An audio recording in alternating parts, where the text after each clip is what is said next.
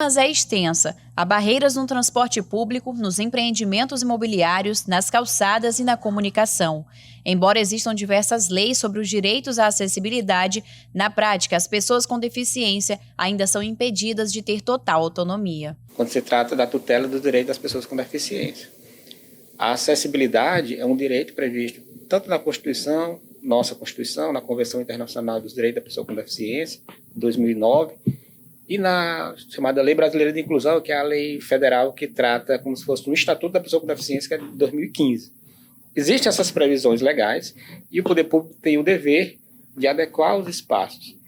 Agora, a adequação, ela compreende, muitas vezes, obras de engenharia, né? E essas obras de engenharia também exigem recursos públicos. Aí, às vezes, esbarra bem aí. A gente cobra do gestor, o gestor diz que não tem previsão orçamentária para aquilo. E acaba que a gente acaba recorrendo à via judicial. A Cleudiane tem baixa visão desde que nasceu, mas só após um quadro de cegueira total na adolescência foi que veio o diagnóstico. A partir do momento que eu fiquei sabendo que era uma pessoa com deficiência visual e que eu poderia perder a minha visão de forma total, de dormir enxergando e acordar sem enxergar, foi todo um processo de aceitação enquanto pessoa com deficiência.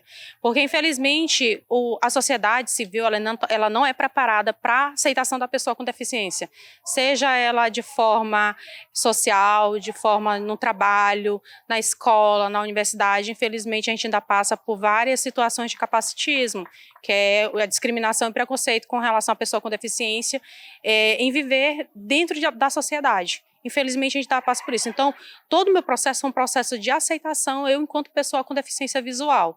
Mas, graças a Deus, por conta do apoio que eu tive da minha família, que a minha mãe não me trancou dentro de casa com relação a, não, agora você é uma pessoa com deficiência visual, você não vai fazer nada, você tem que ficar em casa. Não, pelo contrário.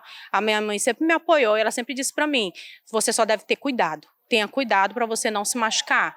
Eu mesma não consigo ler o nome do ônibus. Mas eu paro, pergunto a ele, eu digo, moço, vai para tal lugar? Se ele disser, eu vou, eu entro, porque é para onde que eu quero ir. No seu dia a dia, a Cleudiane enfrenta diferentes obstáculos no seu trajeto. Nesse trecho, por exemplo, a rua está desnivelada e gera risco de queda. Mais à frente, a gente tem a rampa de acesso e o piso pós-tátil, mas os dois não estão padronizados. Bom, aqui a gente tem um piso pós-tátil aqui no parque, mas só que infelizmente eles não estão na cor padronizada do piso pós-tátil.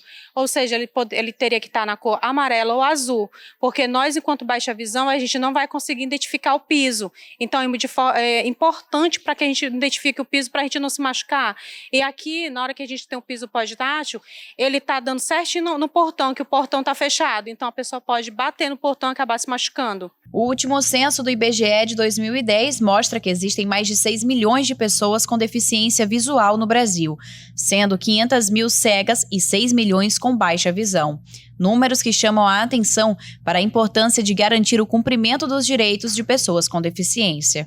Ele pode ser espaço público ou pode ser privado de uso coletivo, um condomínio, por exemplo, né? Um supermercado, um espaço aberto, que a legislação também garante esse direito à acessibilidade. Inclusive no espaço do Fórum de São Luís, por exemplo. Ali ele foi construído, aquela parte mais nova que eles chamam, eles não tinham uma adequação arquitetônica. Isso foi criado um comitê, a partir de uma ação judicial também, fizeram um acordo para adequar aquele espaço para os usuários. É um exemplo. Isso não acontece dentro de instituições públicas, também em espaços privados de uso coletivo. As pessoas podem... o importante é que se documente a respeito disso, né? Se está verificando que aquele local não está adequado, faz foto, faz vídeo, tenta documentar e pode trazer para os órgãos. A Defensoria é um dos órgãos, o Ministério Público é outro órgão. Tem os conselhos de direito, né? O Conselho Municipal de Direito da Pessoa com Deficiência, o Conselho Estadual. São locais que podem receber essas reclamações.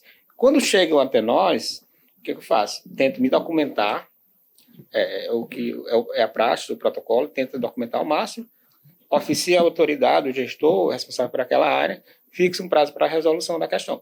Se não houver resolução, a gente entra com ações judiciais. Muitas vezes tem acordo judicial, e aí eles perdem um prazo para adequar aquele espaço. Anticapacitismo e autonomia, palavras de ordem para quem convive com algum tipo de limitação, seja ela visível ou não. Hoje, casada, mãe e universitária, a Cleudiane também é ativista da causa e deixa um recado à sociedade. Bom, é que assim, o movimento de pessoas com deficiência, porque eu sou uma ativista do movimento também, é que a gente procura que a gente tenha uma sociedade anticapacitista, onde as pessoas sem deficiência nos aceitem enquanto cidadão, enquanto pessoa pertencente também da sociedade, que infelizmente a gente ainda não tem isso. Mas é uma luta de todos os dias, é uma luta nossa a cada segundo de nossa vida, porque a nossa luta começa a partir do momento que a gente acorda até o momento que a gente vai dormir, mas a gente espera realmente que a sociedade nos veja com outros olhos, que realmente nos aceite, nos acolha enquanto pessoa com deficiência. E a gente não pede, a gente não está atrás de pena, de piedade, de não. A gente só busca que os nossos direitos realmente sejam respeitados.